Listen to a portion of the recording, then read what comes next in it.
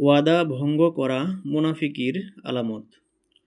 হযরত আবু হুরায়রা রাযিয়াল্লাহু তাআলা আনহু হতে বর্ণিত, নবী করিম সাল্লাল্লাহু আলাইহি ওয়াসাল্লাম ইরশাদ করেছেন, মুনাফিকের নিদর্শন তিনটি: যখন কথা বলে মিথ্যা বলে, ২ কোনো ওয়াদা করলে তা ভঙ্গ করে, ৩ তার নিকট কোনো আমানত রাখলে খেয়ানত করে। আলোচ্য হাদীসদ্বয় থেকে প্রতীয়মান হয় যে ওয়াদা ভঙ্গ করা মুনাফিকদের চরিত্র। একমাত্র মুনাফিক চরিত্রের লোকেরাই ওয়াদা ভঙ্গ করে। মুমিন কখনো ওয়াদা ভঙ্গ করতে পারে না। এর পরেও যদি কোনো ব্যক্তি ওয়াদা ভঙ্গ করে, তাহলে মনে করতে হবে যে তার মধ্যে মুনাফিকির কুচরিত্রটি রয়ে গেছে।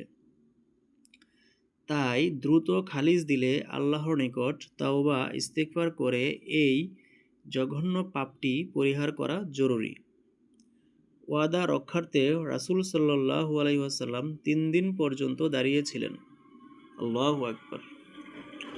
হযরত আব্দুল্লাহ ইবনে আবু হামজা রাযিয়াল্লাহু তাআলা আনহু থেকে বর্ণিত, তিনি বলেন, নবুয়তের পূর্বে আমি নবী করিম সাল্লাল্লাহু আলাইহি ওয়াসাল্লামের নিকট থেকে একটি জিনিস সামান্য বাকিতে খরিদ করি, যার কিছু মূল্য আমার নিকট পাওনা ছিল।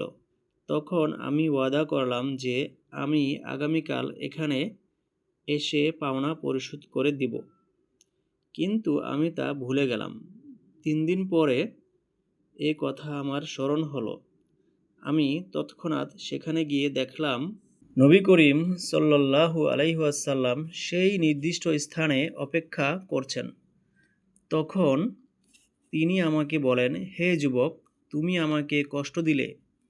আমি ৩ দিন পর্যন্ত এখানে তোমার অপেক্ষা করছি। সুবহানাল্লাহ।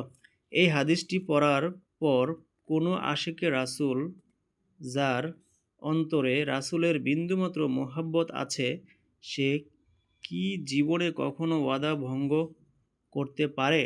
যিনি সর্বকালের সর্বশ্রেষ্ঠ মহামানব, যিনি জান্নাতের সর্দার, সেই প্রিয় নবীজি সাল্লাল্লাহু আলাইহি ওয়াসাল্লাম যদি একটি ওয়াদা পালনের জন্য ৩ দিন পর্যন্ত দাঁড়িয়ে থাকেন, তাহলে আমরা যারা তার খাঁটি উম্মত বলে দাবি করি, আমাদের কি করা উচিত?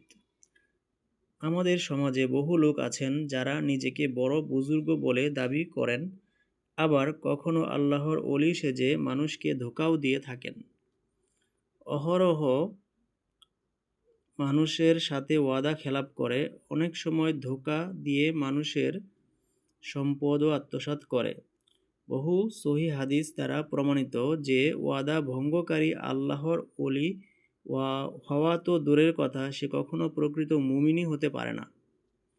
তাই আসুন আজ থেকে পাক্কা ইরাদা করি যে জীবনে আর কখনো ওয়াদা ভঙ্গ করব না, এবং বিগত জীবনে যেসব ভুল করছি সেজন্য খাঁটি দিলে আল্লাহর নিকট তওবা ইস্তেগফার করব এবং আল্লাহকে রাজি খুশি করে কবরে যাওয়ার প্রস্তুতি নিব ইনশাআল্লাহ।